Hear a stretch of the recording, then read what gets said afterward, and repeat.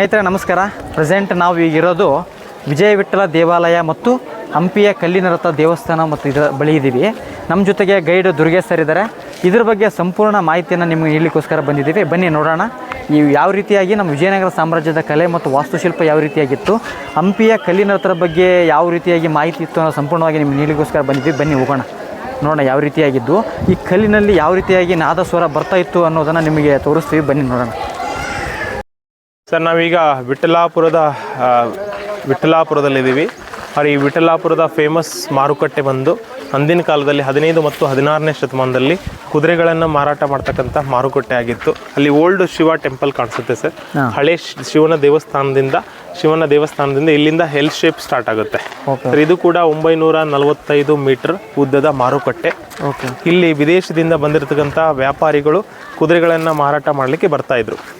Chinese, Persian, Mongolian, Arabian, Portuguese, Italy, Turkey, Arab ಕಂಟ್ರಿಯಿಂದ ಅವರು ನಮಗೆ ನಿಯರೆಸ್ಟ್ ಕೋಸ್ಟಲ್ ಏರಿಯಾ ಕರಾವಳಿ ತೀರ ಗೋವಾ ಆಗುತ್ತೆ. ಗೋವಾ ತನಕ ಅವರು ಶಿಪ್ಪಿಂದ ಬರೋರು. ಗೋವಾದಿಂದ ಹಂಪಿ ತನಕ ಅವರು ಕುದುರೆ ಮುಖಾಂತರ ಇಲ್ಲಿ ಬಂದು ಕುದುರೆಗಳನ್ನು ಮಾರಾಟ ಮಾಡಿ ಆ ಕುದುರೆಗಳಿಗೆ ತಕ್ಕಂತೆ ಸ್ಪೈಸು ಮತ್ತು ಡೈಮಂಡ್ಸು, ಇಲ್ಲಿರ್ತಕ್ಕಂಥ ಸ್ಯಾಂಡಲ್ವುಡ್ಡನ್ನು ತಮ್ಮ ದೇಶಕ್ಕೆ ಕೊಂಡೊಯ್ತಾ ಇದ್ರು. ಬಾರ್ಟರ್ ಸಿಸ್ಟಮ್ ನಡೀತಾ ಇತ್ತು.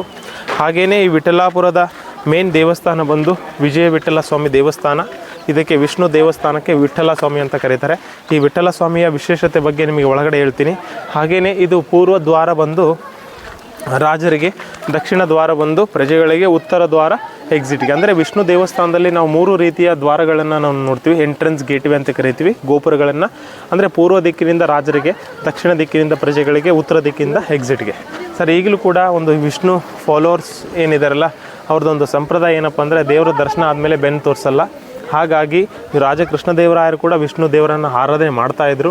ಹಾಗಾಗಿ 3 ದ್ವಾರಗಳನ್ನು ನಾವು ಕೂಡ ನೋಡ್ಬೋದು. ರಾಜರೇನಾದರೂ ಮಾರುಕಟ್ಟೆಗೆ ಭೇಟಿ ನೀಡಿದಾಗ ಅವ್ರು ಇಲ್ಲಿ ಬಂದು ಕೂತ್ಕೊಂಡು, ರಾಜರೇನಾದರೂ ರಾಜರ ಅರಮನೆಯಿಂದ ವಿಜಯ ವಿಠಲಾಪುರಕ್ಕೆ ಭೇಟಿ ಕೊಟ್ಟಾಗ ಆನೆಯಿಂದ ಬಂದಾಗ ರಾಜರು ಇಳ್ಕೊಳ್ಳಿಕ್ಕೆ ಒಂದು ಸ್ಟೇಜ್ ಟೈಪ್ ಮಾಡಿದ್ದಾರೆ. ಅಲ್ಲಿ ಇಳ್ಕೊಂಡು ಇಲ್ಲಿ ಕೈ ಕಾಲನ್ನ ತೊಳ್ಕೊಂಡು ಇಲ್ಲಿಂದ ಪೂರ್ವ ದಿಕ್ಕಿನಿಂದ ರಾಜರು ಹೋಗ್ತಾ ಇದ್ರು ದೇವಸ್ಥಾನಕ್ಕೆ. ಇದು ಉತ್ಸವ ಮಂಟಪ. ಹೌದು, ಪೂರ್ವ ದಿಕ್ಕು. ಇದು ಉತ್ಸವ ಮಂಟಪ ಅಂದರೆ ವರ್ಷದಲ್ಲಿ ಒಂದು ಬಾರಿ ಉತ್ಸವ ಮೂರ್ತಿಯನ್ನು ಪಲ್ಲಕ್ಕಿಯಲ್ಲಿ ಕೂರಿಸ್ಕೊಂಡು ಮೆರವಣಿಗೆ ಮುಖಾಂತರ ಗೆಜ್ಜಲ ಮಂಟಪ ಅಂತ ಒಂದು ಗೆಜ್ಜಲ ಮಂಟಪ ಇದೆ ಹೊರಗಡೆ ಎಂಟ್ರೆನ್ಸ್ ಹತ್ರ, ಪಾರ್ಕಿಂಗ್ ಹತ್ರ. ಅಲ್ಲಿ ಅದನ್ನು ತಗೊಂಡೋಗಿ ಜನಸಾಮಾನ್ಯರಿಗೆ ಪೂಜೆ ಪುನಸ್ಕಾರಕ್ಕೆ ಮತ್ತು ದರ್ಶನಕ್ಕೋಸ್ಕರ ಇಲ್ಲಿ ಇಡ್ತಾ ಇದ್ರು. ಅದು ಸಂಪ್ರದಾಯ. ಹಾಗೆಯೇ ಮಾರುಕಟ್ಟೆಯ ಲೆಫ್ಟ್ ಭಾಗಕ್ಕೆ, ಎಡಭಾಗದಲ್ಲಿ ನಾವು ಅಲ್ಲಿ ಒಂದು ಪುಷ್ಕರಣಿಯನ್ನು ಕೂಡ ನೋಡ್ಬೋದು. ಆಲ್ರೆಡಿ ನಾವು ವಿರೂಪಾಕ್ಷ ಟೆಂಪಲಲ್ಲೂ ಕೂಡ ನೋಡಿದ್ದೀವಿ. ಪ್ರತಿಯೊಂದು ಪುರದಲ್ಲಿ ಒಂದೊಂದು ಪುಷ್ಕರಣಿಯನ್ನು ಕಂಪಲ್ಸರಿಯಾಗಿ ರಾಜ ಕೃಷ್ಣದೇವರಾಯರ ಕಾಲದಲ್ಲಿ ವಿಜಯನಗರ ಅರಸರು ನಿರ್ಮಾಣ ಮಾಡಿರ್ತಾರೆ. ಇದು ದೀಪಸ್ತಂಭ. ಮುಂಚೆ ಇದು ಒಳಗಡೆ ಇತ್ತು, ಬಟ್ ಅದು ಮಧ್ಯದಲ್ಲಿ ಕ್ರ್ಯಾಕ್ ಆಗಿ ಬಿದ್ದೋಗಿದೆ. ಹಾಗಾಗಿ ಅದನ್ನು ಡಿಪಾರ್ಟ್ಮೆಂಟರ್ ತಂದು ಹೊರಗಡೆ ಇಟ್ಟಿದ್ದಾರೆ. ಸರ್ ಇದು ದ್ವಾರ ಭಾಗದ್ದು ಇದೇನು ಫುಲ್ ಇದಾಗಿದೆಯಾ ಸರ್? ಈಗ ಅಂದರೆ ಸುಮಾರು ಒಂದು 12-13 ವರ್ಷದ ಹಿಂದೆ ಇಲ್ಲೆಲ್ಲ ವೆಹಿಕಲ್ಸ್ ಬರ್ತಾ ಇತ್ತು. ಬಟ್ ವೆಹಿಕಲಿಂದ ಭೂಮಿ ವೈಬ್ರೇಷನ್ ಆಗ್ತಾ ಇದೆ. ವೈಬ್ರೇಷನ್ನಿಂದ ಗೋಪುರ ಈ ಥರ ಕ್ರ್ಯಾಕ್ ಆಗ್ತಾ ಬಂತು. ಹಾಗಾಗಿ ಇದನ್ನ ರಕ್ಷಣೆ ಮಾಡುವಂಥ ಉದ್ದೇಶದಿಂದ ಸ್ವಲ್ಪ ಕೆಂಪು ಕಲರ್ಗೆ ಇದನ್ನೆಲ್ಲ ಪೇಂಟಿಂಗ್ ಮಾಡಿದ್ದಾರೆ ಸರ್. ಬಟ್ ಒರಿಜಿನಲ್ ಕಲರ್ ಮಾತ್ರ ಅದು ಹಳೆ ಕಲರ್, ರೈಟ್ ಸೈಡ್ಗಿರೋದು. ಇದನ್ನ ಹೇಗಾದರೂ ಮಾಡಿ ರಕ್ಷಣೆ ಮಾಡಬೇಕನ್ನುವಂಥ ಉದ್ದೇಶ ಇಟ್ಕೊಂಡು ಭಾರತೀಯ ಪುರಾತತ್ವ ಇಲಾಖೆಯವರು ಎಲೆಕ್ಟ್ರಿಕಲ್ ಬಗ್ಗೆಯನ್ನು 1 ಕಿಲೋಮೀಟರ್ ದೂರದಲ್ಲಿ ಅಲೋ ಮಾಡಿದ್ದಾರೆ. ಸರ್ ನಾವೀಗ ವಿಜಯ ವಿಠಲ ದೇವಸ್ಥಾನದಲ್ಲಿದ್ದೀವಿ. ಸರ್ ಇದಕ್ಕೆ ವಿಠಲ ಸ್ವಾಮಿ ದೇವಸ್ಥಾನಕ್ಕೆ ವಿಷ್ಣು ಸ್ವಾಮಿ ದೇವಸ್ಥಾನಕ್ಕೆ ವಿಠಲ ಸ್ವಾಮಿ ಅಂತ ಕರೀತಾರೆ. ಈ ದೇವಸ್ಥಾನವನ್ನು 2 ರಾಜರು ಕಟ್ಟಿಸ್ತಾರೆ ಸರ್. ರಾಜ ಪ್ರೌಢದೇವರಾಯರು ಮತ್ತು ಕೃಷ್ಣದೇವರಾಯರು 1435ರಲ್ಲಿ ರಾಜ ಪ್ರೌಢದೇವರಾಯರು ದೇವಾಲಯದ ಗರ್ಭಗುಡಿಯನ್ನು ಸ್ಥಾಪನೆ ಮಾಡಿಬಿಟ್ಟು ಮೂರ್ತಿಗಳನ್ನು ಪ್ರತಿಷ್ಠಾಪನೆ ಮಾಡ್ತಾರೆ. ಆ ಮೂರ್ತಿಗಳು ಈಗ ಮಹಾರಾಷ್ಟ್ರ ಪಂಢರಾಪುರದಲ್ಲಿದ್ದಾವೆ ಸರ್. ಮೂಲತಃ ವಿಗ್ರಹಗಳು ಮಹಾರಾಷ್ಟ್ರದಿಂದ ಆ ಮೂರ್ತಿಗಳನ್ನು ಇಲ್ಲಿಗೆ ತರಲಾಗುತ್ತೆ ರಕ್ಷಣೆಗೋಸ್ಕರ. ಅಂದರೆ ಶಾಹಿ ಸುಲ್ತಾನರ ದಾಳಿಗೆ ತುತ್ತಾಗಬಾರ್ದು ಅಂತೇಳಿ ಆ ಮೂರ್ತಿಗಳನ್ನ ತಂದು ರಾಜ ಪ್ರೌಢದೇವರಾಯರ ಹತ್ರ ಕೊಡ್ತಾರೆ. ರಾಜ ಪ್ರೌಢದೇವರಾಯರು ಪ್ಲೇನ್ ವಾಸ್ತುಶಿಲ್ಪನ ನಿರ್ಮಾಣ ಮಾಡಿ ಈ ಒಂದು ಗರ್ಭಗುಡಿಯನ್ನು ಕಟ್ತಾರೆ. ದೇವಸ್ಥಾನದ ಗರ್ಭಗುಡಿ ಕಟ್ಟಿ ಮೂರ್ತಿಯನ್ನು ಪ್ರತಿಷ್ಠಾಪನೆ ಮಾಡಿಸಿ ಅದಕ್ಕೆ ಸಂಬಂಧಪಟ್ಟಂತೆ ಒಂದು ಶಿಲಾಶಾಸನವನ್ನು ಉಲ್ಲೇಖ ಮಾಡ್ತಾರೆ. ಸುಮಾರು 78 ವರ್ಷಗಳ ಕಾಲ ಆ ಮೂರ್ತಿಗಳಿಗೆ ಈ ದೇವಸ್ಥಾನದಲ್ಲಿ ಪೂಜೆ ಆಗುತ್ತೆ. ಅದಾದಮೇಲೆ 15 ಮತ್ತು 16ನೇ ಶತಮಾನದಲ್ಲಿ ಮಹಾರಾಷ್ಟ್ರದಿಂದ ಭಾನುದಾಸ್ ಅನ್ನುವಂಥ ಒಬ್ಬ ಮಹಾಸಂತರು ಬಡವೆ ಪರಿವಾರ ಅನ್ನುವಂಥ ಪರಿವಾರ ಜೊತೆಗೆ ಮಂಗಳವಾಡೆ ಅನ್ನುವಂಥ ಒಂದು ಊರಿನಿಂದ ರಾಜ ಕೃಷ್ಣದೇವರಾಯರ ಪರ್ಮಿಷನ್ನ ತೊಗೊಂಡು ಅವ್ರು ಇಲ್ಲಿಂದ ಮತ್ತೆ ಮಹಾರಾಷ್ಟ್ರಕ್ಕೆ ಆ ಮೂರ್ತಿಗಳನ್ನ ತೊಗೊಂಡು ಹೋಗ್ತಾರೆ. ಮಹಾರಾಷ್ಟ್ರಕ್ಕೆ ತೊಗೊಂಡೋಗಿ ಅದಕ್ಕೆ ರೀಪ್ರತಿಷ್ಠಾಪನೆ ಮಾಡಿ ಅಲ್ಲಿರ್ತಕ್ಕಂಥ ವಿಗ್ರಹಗಳಿಗೆ ಅವರು ಒಂದು ಹೆಸರು ಕೊಡ್ತಾರೆ. ಅದೇ ಕನ್ನಡ ರಾಜ ಪಂಡರೀಚ ಅಥವಾ ಕರ್ನಾಟಕ ವಿಠಲ ಅಂತ ಕೂಡ ಕರೀತಾರೆ. ರಾಜ ಕೃಷ್ಣದೇವರಾಯರಿಗೆ ಒಬ್ಬ ಗುರುಗಳು ಇರ್ತಾರೆ, ವ್ಯಾಸರಾಜ ಮಹಾಗುರುಗಳು. ವ್ಯಾಸರಾಜ ಮಹಾಗುರುಗಳ ಅಪ್ಪಣೆ ಮೇರೆಗೆ ಅವರು ಇಲ್ಲಿಂದ ತಿರುಪತಿಗೆ ಹೋಗಿ ಮತ್ತೆ ಹೊಸದಾಗಿ ಹೊಸದಾಗಿ ಮೂರ್ತಿಯನ್ನು ಮೂರ್ತಿಗಳನ್ನು ಕೆತ್ತನೆ ಮಾಡಿಸ್ಕೊಂಡು ರೀಪ್ರತಿಷ್ಠಾಪನೆ ಮಾಡ್ತಾರೆ. ರೀಪ್ರತಿಷ್ಠಾಪನೆ ಮಾಡಿ 1513ರಲ್ಲಿ ಈ 1513ರಲ್ಲಿ ಕಳಿಂಗ ಗಜಪತಿ ರಾಯ, ಒರಿಸ್ಸಾದ ರಾಜ ಕಳಿಂಗ ಗಜಪತಿ ರಾಯನ ಮೇಲೆ ಯುದ್ಧ ಮಾಡ್ತಾರೆ. ಆ ಯುದ್ಧದಲ್ಲಿ ಅವರು ಜಯಗೊಳ್ತಾರೆ. ಜಯದ ಒಂದು ಮೆಮೊರೇಬಲ್ ಆಗಿ ಅವರು ಕೋನಾರ್ಕ್ ಸೂರ್ಯನಾರಾಯಣ ಮಂದಿರವನ್ನು ನೋಡಿ ಭಾಳಷ್ಟು ಇನ್ಸ್ಪೈರ್ ಆಗಿ ನಮ್ಮ ಸಾಮ್ರಾಜ್ಯದಲ್ಲಿ ಏನಾದರೂ ರಥ ಕಟ್ಟಬೇಕಂತೇಳಿ ಆ ಒಂದು ಇನ್ಸ್ಪೈರೇಷನ್ಗೋಸ್ಕರ ಆ ಒಂದು ವಿಕ್ಟ್ರಿ ಮೆಮೊರೇಬಲ್ ಆಗಿ ಕಲ್ಲಿನ ರಥನ ಸ್ಥಾಪನೆ ಮಾಡ್ತಾರೆ. ಈ ಕಲ್ಲಿನ ರಥದ ವಿಶೇಷತೆ ಏನಂದರೆ ಅಂದಿನ ಕಾಲದಲ್ಲಿ ಈ ಒಂದು ರಥವನ್ನು ಮೂವ್ ಮಾಡ್ತಾ ಇರಲಿಲ್ಲ, ಇದನ್ನು ಎಳಿತಾ ಇರಲಿಲ್ಲ. ಯಾಕಂದರೆ ಈ ಒಂದು ರಥವನ್ನು ಅವ್ರು ಯಾವ ಥರ ನಿರ್ಮಾಣ ಮಾಡಿದ್ದಾರೆ ಇದು ಒಂದು ಕಲ್ಲಿಂದ ನಿರ್ಮಾಣ ಮಾಡಿರೋದಲ್ಲ. ಇದರಲ್ಲಿ 28 ಲೇಯರ್ಸ್ಗಳಿದ್ದಾವೆ. ಅದಕ್ಕೆ ಇಂಟರ್ಲಾಕಿಂಗ್ ಸಿಸ್ಟಮ್ ಅಂತ ಕೂಡ ಕರಿತೀವಿ ನಾವು. ಮೇಲಿನ ಭಾಗದ್ದು 24, ಕೆಳಗಡೆ 4 ಚಕ್ರಗಳಿತ್ತು, ಈಗಲೂ ಇದ್ದಾವೆ. ಬಟ್ ಅವಾಗಿನ ಕಾಲಕ್ಕೆ ಇದಕ್ಕೆ ಗರುಡ ರಥ ಅಂತ ಕರೀತಾ ಇದ್ರು. ಅಂದರೆ ಒಳಗಡೆ ನಾವು ಗರುಡ ದೇವರ ವಿಗ್ರಹನ ಕೂಡ ಈಗಲೂ ಕೂಡ ನಾವು ನೋಡ್ಬೋದು. ಹಾಗೆಯೇ ಈ ಒಂದು ರಥದ ಎತ್ತರ ಬಂದು 26 ಅಡಿ ಎತ್ತರ ಇತ್ತು. ಈಗ ಪ್ರೆಸೆಂಟ್ ರಥ ಉಳ್ಕೊಂಡಿರೋದು 16 ಅಡಿ ಮಾತ್ರ. ಮೇಲಿಂದ ಗೋಪುರ ಇದೆ, ಆ ಗೋಪುರದ ಫೋಟೋ ನಾನು ತೋರಿಸ್ತೀನಿ ನಿಮಗೆ.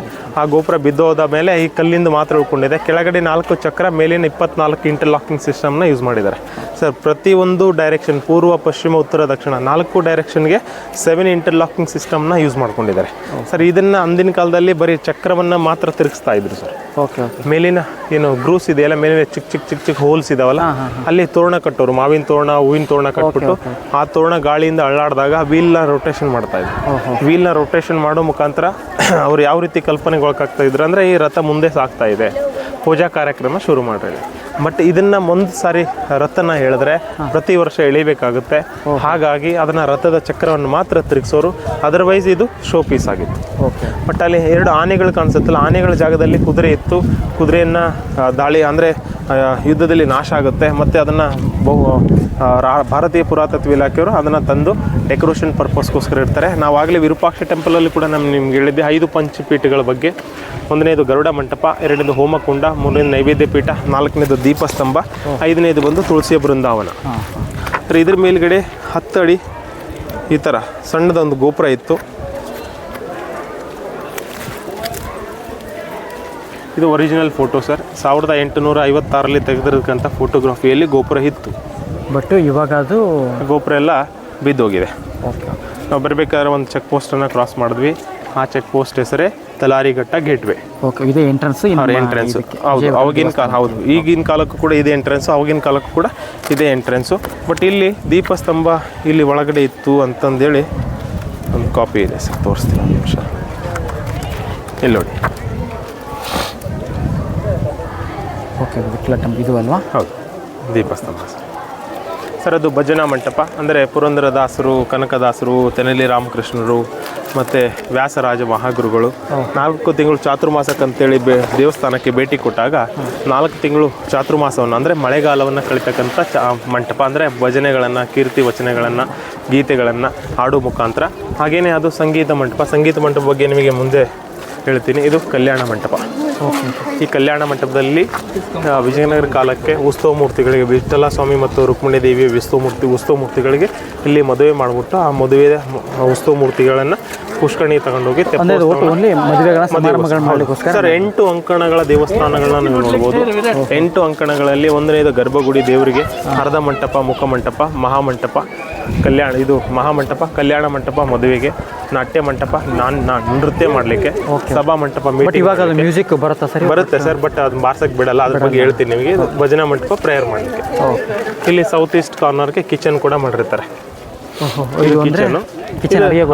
ಅಡುಗೆ ಮಾಡಲಿಕ್ಕೆ. ಇದು 2 ಕಡೆ ಧರ್ಮಶಾಲೆ, ಅಕೊಮಡೇಷನ್ ಬಂದಿರತಕ್ಕಂಥ ಯಾತ್ರಿಗಳಿಗೆ ಉಳ್ಕೊಳ್ಳಿಕ್ಕೆ.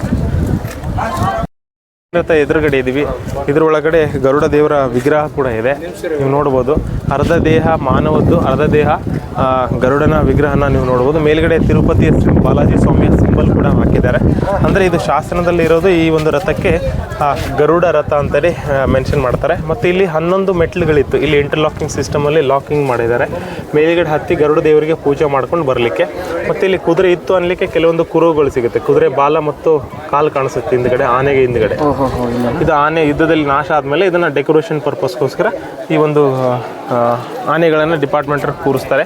ಮತ್ತು ಇಲ್ಲಿ ನಾವು ಚಕ್ರವನ್ನು ನಾವು ಗಮನಿಸಿದರೆ ಲಾಸ್ಟ್ ಚಕ್ರ ಏನಿದೆಯಲ್ಲ ಅದನ್ನು ಮಾತ್ರ ರೊಟೇಷನ್ ಮಾಡ್ತಾ ಇದ್ರು.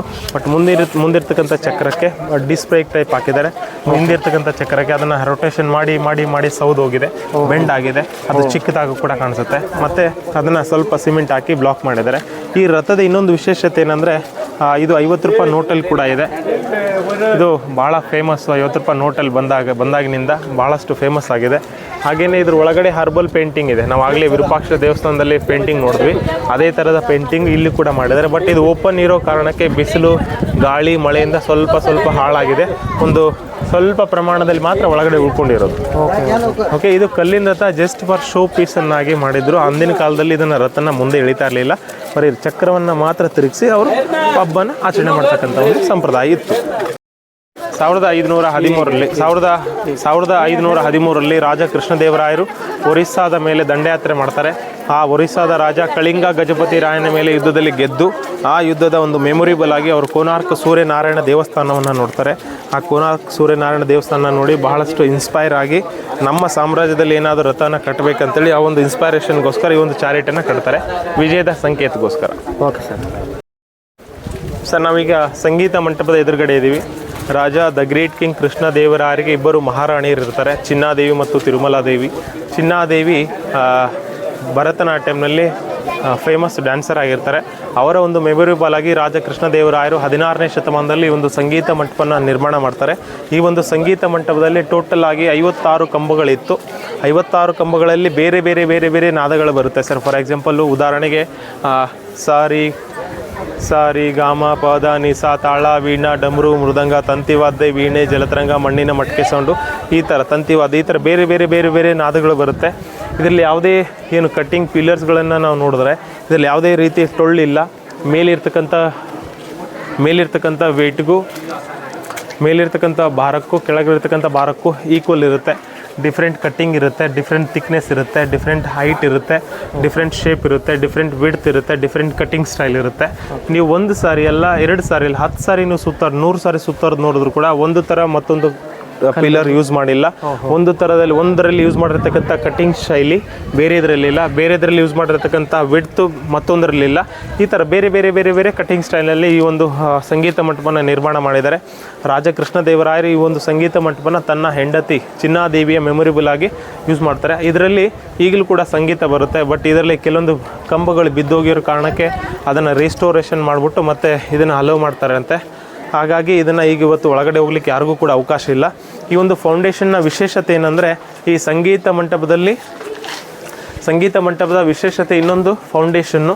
ಈ ಫೌಂಡೇಶನ್ನು ಸಂಪೂರ್ಣವಾಗಿ ಇಂಟರ್ಲಾಕಿಂಗ್ ಸಿಸ್ಟಮ್ನಲ್ಲಿ ಯೂಸ್ ಮಾಡಿದ್ದಾರೆ ಸರ್. ಒಂದನೇದು ಕುದುರೆಗಳನ್ನು ವ್ಯಾಪಾರಕ್ಕೆ ಅಂತೇಳಿ ಬರ್ತಾ ಇದ್ರಲ್ಲ ವಿದೇಶದಿಂದ, ನಾವು ಆಗಲೇ ಹೊರಗಡೆ ಮಾರ್ಕೆಟನ್ನು ನೋಡಿದ್ವಿ. ಆವಾಗಿನ ಕಾಲಕ್ಕೆ ವಿದೇಶದಿಂದ ಬರ್ತಕ್ಕಂಥ ವ್ಯಾಪಾರಿಗಳು Chinese, Persian, Mongolian, Arabian, Portuguese, Italy, Persia, Arab ಕಂಟ್ರಿಯಿಂದ ಅವರುಗಳು ತಂದಿರತಕ್ಕಂಥ ಕುದುರೆಗಳನ್ನು ಎಲ್ಲ ರೀತಿಯ ಚೆಕಿಂಗ್ ಮಾಡಿಕೊಂಡು ಅವುಗಳನ್ನು ಖರೀದಿ ಮಾಡ್ತಾಯಿದ್ರು. ವಯಸ್ಸು ಮತ್ತು ವಿಡ್ತು, ಅದರೆಷ್ಟು ಸ್ಟ್ರೆಂತ್ ಇದೆ, ಅದೆಷ್ಟು ಶಾರ್ಪ್ನೆಸ್ ಇದೆ, ಅದೆಲ್ಲ ಚೆಕಿಂಗ್ ಮಾಡಿಕೊಂಡೆ ಅವರು ಆ ಒಂದು ಕುದುರೆಗಳನ್ನು ಖರೀದಿ ಮಾಡೋರು ಸರ್. ಎರಡನೇದು ಒಂದು ಹಂಸಗಳನ್ನು ಮಾಡಿದ್ದಾರೆ ಡೆಕೋರೇಷನ್ಗೋಸ್ಕರ. ಪಕ್ಷಿಗಳನ್ನು ಹಂಸಗಳು ಅಲ್ಲಿ ಕೂಡ ನೀವು ನೋಡುವುದು ಎಲ್ಲ ಕಡೆ 4 ಕಡೆ ಮಾಡಿದ್ದಾರೆ. 4 ಕಡೆ ಮಾಡಿದ್ದಾರೆ. ಮತ್ತು ಇಲ್ಲಿ 3ನೇದು ಲೋಟಸ್ ಲೀವ್ಸ್ ಇದೆ, ದೀಪಗಳನ್ನು ಹಚ್ಚಲಿಕ್ಕೆ, ಪಣತೆಗಳನ್ನು ಲೈಟಿಂಗ್ಗೋಸ್ಕರ ಪಣತೆಗಳನ್ನು. 4ನೇದು ಬ್ಯಾಂಗಲ್ಸ್ ಡಿಸೈನು, ಇಲ್ಲೆಲ್ಲ ಬ್ಯಾಂಗಲ್ ಡಿಸೈನ್ ಮಾಡಿದ್ದಾರೆ. ಮೇಲ್ಗಡೆ ಹುಕ್ ಇದೆಯಲ್ಲ, ಆ ಹುಕ್ಕಿಗೂ ಇಲ್ಲಿರ್ತಕ್ಕಂಥ ಬ್ಯಾಂಗಲ್ ಡಿಸೈನ್ಗೂ ಟೈಟ್ ಆಗಿ ಕರ್ಟನ್ಸ್ ಕಟ್ಟೋರು, ಪರದೆಗಳನ್ನು ಸರ್. ಪರದೆಗಳನ್ನು ಕಟ್ಬಿಟ್ಟು ಸಣ್ಣ ಶ್ರೀಗಂಧದ ಕಟ್ಟಿಗೆಯಿಂದ ಅದಕ್ಕೆ ಬಾರಿಸಿದಾಗ ಸೌಂಡ್ ಏಕೋ ಆಗ್ತಾ ಇತ್ತು. ಸೌಂಡ್ ಏಕೋ ಆಗ್ಬಿಟ್ಟು ಅವಾಗ ಮಹಾರಾಣಿಯರು ಬಂದು ನಾಟ್ಯ ಮಾಡಿ ದೇವರಿಗೆ ಅರ್ಪಣೆ ಮಾಡ್ತಕ್ಕಂಥ ಒಂದು ಸಂಪ್ರದಾಯ ಇತ್ತು. ಬಟ್ ಈ ಕರ್ಟನ್ಸ್ ಕಟ್ಟಲಿಕ್ಕೆ 2 ರೀಸನ್ನು. ಒಂದು ರೀಸನ್ನು ಮಹಾರಾಣಿ ನಾಟ್ಯ ಮಾಡಬೇಕಾದ್ರೆ ಆ ಸೌಂಡ್ ಅವ್ರಿಗೆ ಕೇಳಿಸ್ಲಿ ಅಂತೇಳಿ, ಏಕೋ ಆಗಲಿ ಅಂತೇಳಿ. ಇನ್ನೊಂದು ರೀಸನ್ನು, ಈಗ ಮಹಾರಾಣಿ ನಾಟ್ಯ ಮಾಡಬೇಕಾದ್ರೆ ಪಬ್ಲಿಕ್ಕಿಗೆ ಅಲೋ ಇದ್ದಿಲ್ಲ. ಹಾಗಾಗಿ 2 ರೀತಿಯ ರೀಸನ್ ಇಟ್ಕೊಂಡು ಈ ಒಂದು ಕರ್ಟನ್ಸ್ನ ಸಿಸ್ಟಮ್ನ ಯೂಸ್ ಮಾಡ್ಕೊಳ್ತಾರೆ. ಇದಕ್ಕೆ ಬ್ಯಾಂಗಲ್ಸ್ ಡಿಸೈನ್ ಅಂತ ಕರಿತೀವಿ. 4ನೇದು ಭರತನಾಟ್ಯ, ಕೂಚುಪುಡಿ, ನಾಂಡಿಯಾ, ಕಥಕ್ಕಲಿ, ನೃತ್ಯಗಳ ಪ್ರಕಾರಗಳನ್ನು ನಾವು ಭಂಗಿಗಳನ್ನ ಇಲ್ಲಿ ನೋಡ್ಬೋದು. ಮತ್ತು 5ನೇದು ಮತ್ತೆ ಇಂಟರ್ಲಾಕಿಂಗ್ ಸಿಸ್ಟಮು, ಬ್ಯಾಂಗಲ್ಸ್ ಡಿಸೈನು. 6ನೇದು ಇದು ಬೇಸ್ ಟಾಪು. ಮತ್ತು ಪಿಲ್ಲರ್ಸ್ ಎಲ್ಲ ಒಂದೊಂದು ಕಲ್ಲು, ಇದೆಲ್ಲ ಮೊನೋಲಿಥಿಕ್ ಏಕಶಿಲೆ. ಅದರಲ್ಲಿ 16, 14, 12, 10 ಈ ಥರ ಸಬ್ ಪಿಲ್ಲರ್, ಸಣ್ಣ ಪಿಲ್ಲರ್ಸ್ನ ಯೂಸ್ ಮಾಡಿದ್ದಾರೆ ಸರ್. ಇದರಲ್ಲಿ ಯಾವುದೇ ರೀತಿ ಹಾಲು ಇರಲ್ಲ, ಟೊಳ್ಳಿರಲ್ಲ. ಮೇಲಿರ್ತಕ್ಕಂಥ ವೇಟ್ಗೂ ಕೆಳಗಿರ್ತಕ್ಕಂಥ ವೇಟ್ಗೂ ಈಕ್ವಲ್ ಇರುತ್ತೆ. ಓಕೆ. ಗಳನ್ನ ಮಾಡಿದ್ದಾರೆ. 10 ಮಾಡೆಲಲ್ಲಿ ಮಹಾವಿಷ್ಣುವಿನ 10 ಅವತಾರ ಇದೆ. ಇಲ್ಲಿ ನರಸಿಂಹಸ್ವಾಮಿ ಅವತಾರ ಇದೆ. ಒಂದನೇದು ಫೌಂಡೇಶನ್ ನಾವೀಗ ನಿಂತ್ಕೊಂಡಿರೋದು. ಎರಡನೇದು ಲೋಟಸ್ ಲೀವ್ಸ್, ನಾವು ನಿಮ್ಗೆ ಆಗಲೇ ಹೇಳಿದ್ದೆ ಇಲ್ಲಿ ದೀಪಗಳನ್ನು ಹಚ್ಚಲಿಕ್ಕೆ ಕಾರ್ತಿಕ ಹುಣ್ಣಿಮೆ ಅಥವಾ ನವರಾತ್ರಿ ಟೈಮಲ್ಲಿ. ಮೂರನೇದು ಬ್ಯಾಂಗ್ಲೆಸ್ ಡಿಸೈನ್, ಇಲ್ಲಿ ಕರ್ಟನ್ಸ್ ಕಟ್ಟಲಿಕ್ಕೆ ಹುಕ್ ಹಾಕಿದ್ದಾರೆ, ಅಂದರೆ ಒಳಗಡೆಯಿಂದ ಹಾಲು ಇದೆ. ನಾಲ್ಕನೇದು ಮೇಲಿನ ಟಾಪ್ ಬೇಸು. ಐದನೇದು ಮ್ಯೂಸಿಕಲ್ ಪಿಲ್ಲರ್ಸು. ಆರನೇದು ಪುಷ್ಪ ಬೋಧಿಗೆ. ನಾನು ನಿಮಗೆ ಆಲ್ರೆಡಿ ಕೆಲವೊಂದು ಪ್ಲೇಸಲ್ಲಿ ತೋರಿಸಿದ್ದೆ, ಅಲ್ಲಿ ಬಾಳೆ ಹೂವಿನ ಡಿಸೈನ್ ಕಾಣಿಸುತ್ತಲ್ಲ, ಅದಕ್ಕೆಲ್ಲ ಪುಷ್ಪ ಬೋಧಿಗೆ ಅಂತ ಕರಿತೀವಿ. ಆರನೇದು ಬಂದು ಅದರ ಮೇಲಿನ ಟಾಪ್ ರೂಫು. 7ನೇದು ಗೋಪುರ. 8ನೇದು ಕಳಶ. ಇದು ಮಿನೇಚರು. ಈ ಥರ ಮಿನೇಚರ್ ಮಾಡಿಕೊಂಡು ಫಸ್ಟು ರಾಜನಿಗೆ ತೋರಿಸ್ತಾ ಇದ್ದು, ರಾಜ ಲೈಕ್ ಮಾಡಿದ್ಮೇಲೆ ಅದನ್ನು ಕಟ್ಟಲಿಕ್ಕೆ ಪರ್ಮಿಷನ್ ಕೊಡ್ತಾರೆ. ನಗರ ಕಾಲಕ್ಕೆ ಇವಾಗ ಈ ಒಂದು ಬ್ಯಾಂಗಲ್ ಡಿಸೈನಲ್ಲಿ ನಾವು ಇನ್ನೊಂದು ಕೂಡ ನೋಡ್ಬೋದು. ಇಲ್ಲಿ ಮೇಲಿಂದ ಮಳೆ ನೀರು ಬಂದಾಗ ಡೈರೆಕ್ಟಾಗಿ ಇದ್ರ ಒಳಗಡೆ ಬೀಳ್ತಾ ಇತ್ತು. ಬಿದ್ದು ಈ ಥರ ಮ್ಯೂಸಿಕ್ ಫೌಂಟೇನ್ ಟೈಪ್ ಆಗ್ತಾ ಇತ್ತು, ಸಾರಿ ವಾಟರ್ ಫೌಂಟೇನ್ ಟೈಪು. ಈ ಡೈರೆಕ್ಟಾಗಿ ಹೋಲ್ ಒಳಗಡೆ ನೀರು ಬೀಳ್ತಾ ಇದೆ ನೋಡಿ. ಈ ಒಂದು ಸಿಸ್ಟಮು ಅವಾಗಿನ ಕಾಲಕ್ಕೆ ವಾಟರ್ ಫೌಂಟೇನ್ ಟೈಪು ಯೂಸ್ ಮಾಡ್ಕೊಂಡಿದ್ದು. ಓಕೆ, ಅಲ್ಲಿಂದ ಕೆಳಗಡೆ ಈ ಹೋಲಿಂದ ಈ ಒಂದು ಡಿಸೈನ್ ಪುಷ್ಪ ಫ್ಲವರ್ ಡಿಸೈನ್ ಇದೆಯಲ್ಲ, ಇಲ್ಲಿಂದ ಡೈರೆಕ್ಟ್ ಆಗಿ ಇಲ್ಲಿ ಬಿದ್ದು ಹೋಲಿಂದ ಮತ್ತೆ ಕೆಳಗಡೆಯಿಂದ ಬರೋದು ನೀರು. Water fountain type. ಸರ್, ಇದು 165 ವರ್ಷದ ಹಳೆ ಮರ. ಇದಕ್ಕೆ ಚಂಪಾ ಟ್ರೀ, ಚಾಫಾ ಟ್ರೀ ಅಂತ ಕರೀತಾರೆ. ಚಂಪಾ ಟ್ರೀ ಮತ್ತೆ ನಮ್ಮ ಕನ್ನಡದಲ್ಲಿ ದೇವ ಕಣಗಲು ಅಂತ ಕರೀತಾರೆ. ಸರ್, ಈ ದೇವ್ ಕಣಗಲು ಆ ಹೂ ಏನಿದೆ ಇನ್ನೂ ಕೂಡ ನಿಮಗೆ ಹೂ ಕಾಣಿಸುತ್ತೆ, ಅಲ್ಲಿ ಕಾಣಿಸುತ್ತೆ ಸರ್. ಎಲ್ಲೋ ಮತ್ತು ವೈಟ್ ಕಲರ್ ಇದೆ. ಬಹಳ ವಿಶೇಷತೆ ಇದು ಗಿಡದ್ದು, ಬಹಳ ವಿಶೇಷತೆ. ಬಹಳ ಹಳೆ ಮರ, 165 ವರ್ಷ ಇದಕ್ಕೆ. ಈಗಲೂ ಕೂಡ ಹೂ ಬಿಡುತ್ತೆ ಮತ್ತೆ ಎಲೆ ಬಿಡುತ್ತೆ. ಸರ್, ಅದು ಉತ್ತರ ದ್ವಾರ ಎಕ್ಸಿಟ್ ಆಗಲಿಕ್ಕೆ. ಅದು ಮಹಾಲಕ್ಷ್ಮಿ ದೇವಸ್ಥಾನ, ಅಮ್ಮನವ್ರ ದೇವಸ್ಥಾನ. ನಾರ್ತ್ ವೆಸ್ಟ್ ಡೈರೆಕ್ಷನ್ನು ಮಹಾಲಕ್ಷ್ಮಿ ದೇವಸ್ಥಾನ. ಆ ಕಡೆ ಸೌತ್ ಎಂಟ್ರೆನ್ಸ್ ಓನ್ಲಿ ಫಾರ್ ಪ್ರಜಾ, ಅಂದರೆ ಪಬ್ಲಿಕ್. ಪೂರ್ವ ದಿಕ್ಕಿನಿಂದ ಒಳಗಡೆ ಬಂದು ದರ್ಶನ ಮಾಡಿಕೊಂಡು ಉತ್ತರ ದಿಕ್ಕಿನಿಂದ ಹೊರಗಡೆ ಹೋಗ್ತಾ ಇದ್ರು. ಈಗಲೂ ಕೂಡ ನಮ್ಮ ಸಂಪ್ರದಾಯ ಪ್ರಕಾರ ದೇವಸ್ಥಾನದ ದರ್ಶನ ಆದಮೇಲೆ ನಾವು ಒಂದು ನಿಮಿಷ 2 ನಿಮಿಷ ಕೂತ್ಕೊಳ್ತೀವಿ. ಅವ್ರು ರಾಜರು ಕೂತ್ಕೊಳ್ಳಿಕ್ಕೆ ಮಾಡಿದಾರಲ್ಲ, ಹೌದು, ಕೂತ್ಕೊಳ್ಳಿಕ್ಕೆ ಸೋಫಾ ಸಿಸ್ಟಮ್ ಮಾಡಿದ್ದಾರೆ. ಓಕೆ, ಇಲ್ಲಿ ಜಯ ವಿಜಯ್ ಇದ್ದಾರೆ, ಡೋರ್ ಕೀಪರ್ಸ್ ಆಫ್ ವಿಷ್ಣು ದೇವರ ದ್ವಾರಪಾಲಕರು ಅಂತ ಕರಿತೀವಿ. ಜಯ ವಿಜಯ. ಶಿವದೇವರ ದ್ವಾರಪಾಲಕರು ಬಂದು ನಂದ ಸುನಂದ ಅಥವಾ ಶೃಂಗಿ ಭೃಂಗಿ ಅಂತ ಕರಿತೀವಿ. ಗಣಪತಿಯ ದ್ವಾರಪಾಲಕರು ಬಂದು ರಿದ್ದಿ ಸಿದ್ಧಿ. ಅಲ್ಲಿ ಮೇಲ್ಗಡೆ ಗಜಲಕ್ಷ್ಮಿ ಇದ್ದಾರೆ. ಹೌದು.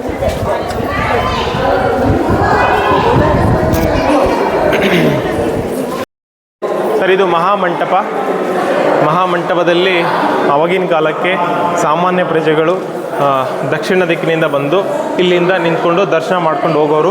ಮೇಲಿನ ರೂಫ್ ಎಲ್ಲ ಹೊಸದಾಗಿ ಮಾಡಿದ್ದಾರೆ. ಕಾಲಮ್ಸ್ ಎಲ್ಲ ಹಳೆಯದು. ಒಳಗಡೆ ಗರ್ಭಗುಡಿಯಲ್ಲಿ ವಿಗ್ರಹ ಇಲ್ಲ, ಅದೆಲ್ಲ ಯುದ್ಧದಲ್ಲಿ ನಾಶ ಆಗಿದೆ. ಹಾಗೆಯೇ ಇಲ್ಲಿ ಒಂದು ವಿಶೇಷವಾಗಿ ಒಂದು ಕಾರ್ವಿಂಗ್ ಇದೆ. ಆ ಕಾರ್ವಿಂಗ್ನ ನಾವು ನೋಡ್ಬೋದು. ಇಲ್ಲಿ ಲಕ್ಷ್ಮೀ ನರಸಿಂಹಸ್ವಾಮಿ, ನಾವು ಆಗಲೇ ಒಂದು 22 ಫೀಟ್ ಹೈಟ್ನ ವಿಗ್ರಹ ನೋಡಿದ್ದೀವಿ. ಲಕ್ಷ್ಮೀ ನರಸಿಂಹ ಅಥವಾ ಉಗ್ರ ನರಸಿಂಹ ಅಂತ ಕರಿತೀವಿ ಅಂತೇಳಿ. ಅದು ಒರಿಜಿನಲ್ ಈ ಥರ ಇತ್ತು. ಬಟ್ ಲಕ್ಷ್ಮೀ ದೇವಿಯ ವಿಗ್ರಹನ ಸಂಪೂರ್ಣವಾಗಿ ಆ ಯುದ್ಧದಲ್ಲಿ ನಾಶ ಆದಮೇಲೆ ಅದಕ್ಕೆ ಸ್ಥಳೀಯರು ಉಗ್ರ ನರಸಿಂಹ ಅಂತ ಕರೀತಾ ಇದ್ದಾರೆ.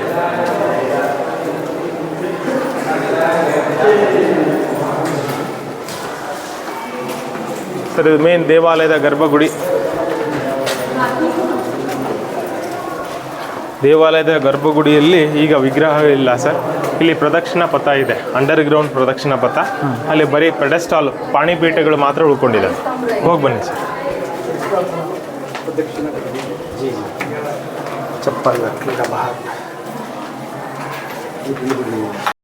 ಶಾಸನವನ್ನು ಉಲ್ಲೇಖ ಮಾಡಿರ್ತಾರೆ. ಇಲ್ಲಿ ನಾನು ಆಲ್ರೆಡಿ ನಿಮಗೆ ವಿರೂಪಾಕ್ಷ ಟೆಂಪಲಲ್ಲಿ ಕೂಡ ಹೇಳಿದ್ದೆ, 3 ಭಾಷೆಗಳ ಶಾಸನಗಳನ್ನ ಯೂಸ್ ಮಾಡಿರ್ತಾರೆ. ಹಳೆಗನ್ನಡ, ನಡುಗನ್ನಡ ಮತ್ತು ತೆಲುಗು ಮತ್ತು ದೇವನಾಗರಿ ಇನ್ಸ್ಕ್ರಿಪ್ಷನ್ನು. ಈ ಶಾಸನದಲ್ಲಿ ದೇವಸ್ಥಾನದ ಬಗ್ಗೆ ಉಲ್ಲೇಖ ಮಾಡಿರ್ತಾರೆ. ಈ ದೇವಸ್ಥಾನ ಯಾರು ಕಟ್ಸಿದ್ರು, ಯಾತಕ ಕಟ್ಸಿದ್ರು, ಯಾವ ಶತಮಾನದಲ್ಲಿ ಮೂರ್ತಿ ಇಲ್ಲಿಗೆ ಬಂತು, ಇಲ್ಲಿಂದ ಎಷ್ಟು ವರ್ಷ ಪೂಜೆ ನಡೀತು, ಮತ್ತು ಇಲ್ಲಿಂದ ಮೂರ್ತಿ ಯಾವಾಗ ತೊಗೊಂಡೋದ್ರು, ಮತ್ತು ಮರು ಪ್ರತಿಷ್ಠಾಪನೆ ಯಾವಾಗ ಆಯಿತು ಅಂತೇಳಿ ಡಾಕ್ಯುಮೆಂಟ್ರಿಯಲ್ಲಿ ಮೆನ್ಷನ್ ಮಾಡಿರ್ತಾರೆ. ಇದು ಸಭಾಮಂಟಪ, ಮೀಟಿಂಗ್ ಮಾಡ್ತಕ್ಕಂಥ ಮೀಟಿಂಗ್ ಹಾಲು. 100 ಕಂಬಗಳ ಸಭಾಮಂಟಪ. ಇದು ದಕ್ಷಿಣ ದ್ವಾರದಿಂದ ಪ್ರಜೆಗಳಿಗೆ ನಾವು ಆಲ್ರೆಡಿ 3 ದ್ವಾರಗಳನ್ನ ಆಲ್ರೆಡಿ ನೋಡಿದ್ದೀವಿ. ಅದರಲ್ಲಿ ಒಂದನೇದು ಪೂರ್ವ ದಿಕ್ಕಿನಿಂದ ರಾಜರಿಗೆ, ದಕ್ಷಿಣ ದಿಕ್ಕಿನಿಂದ ಪ್ರಜೆಗಳಿಗೆ, ಉತ್ತರ ದಿಕ್ಕಿನಿಂದ ಎಕ್ಸಿಟ್ ಆಗಲಿಕ್ಕೆ. ಸರ್, ಇಲ್ಲಿ ಒಂದು ಸ್ಪೆಷಲ್ ಕಾರ್ವಿಂಗ್ ಇದೆ. ಆ ಕಾರ್ವಿಂಗ್ ಹೆಸರು ಮೈಕ್ರೋ ಕಾರ್ವಿಂಗ್ ಅಂತ ಕರಿತೀವಿ. Very special carving. ನಮ್ಮ ಬ್ರದರ್ ತೋರಿಸ್ತಾ ಇದ್ದಾರೆ, ಅದ್ರ ತೋರಿಸಾದ್ಮೇಲೆ ನೋಡೋಣ. ಸರ್, ಇಲ್ಲಿ ವೆರಿ ಸ್ಪೆಷಲ್ ಕಾರ್ವಿಂಗನ್ನು ನಾವು ನೋಡ್ಬೋದು. ಇದಕ್ಕೆ ಮೈಕ್ರೋ ಕಾರ್ವಿಂಗ್ ಅಂತ ಕರಿತೀವಿ.